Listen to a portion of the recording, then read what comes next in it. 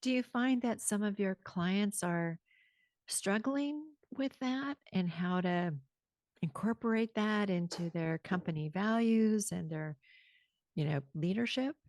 Absolutely. It is, I think, one of the biggest challenges that many of my clients are facing. And it's not in terms of what I have seen and sort of how I'm interpreting it, I don't think that it's coming from a place of unwillingness.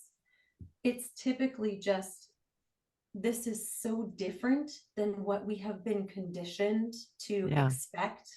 And these cultural norms that are now being requested of us are so alien to what we kind of learned growing up in, in our Mhm. society and in our organizational environments. And so I think a lot of folks, it's not that they are unwilling, but I think that they are unclear of how to do that in a way that is going to be successful.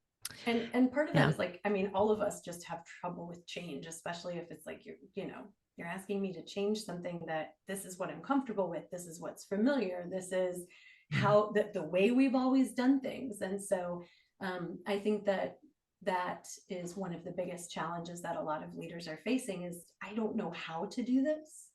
And I'm not sure if I will be successful Mhm. in attempting to do it. So I'm just going to kind of ignore it. So some of the emotions then that you might be seeing, because my listeners love emotions. Mm, mm-hmm. We all love learning about them. Is it fear or is it, I don't know, shame? Something underneath that maybe they don't know? Yes, I think yes to both and more. So absolutely there's fear, and I think the fear manifests for a number of different reasons. One is kind of as I mentioned, it's the fear of getting it wrong, right? Mhm.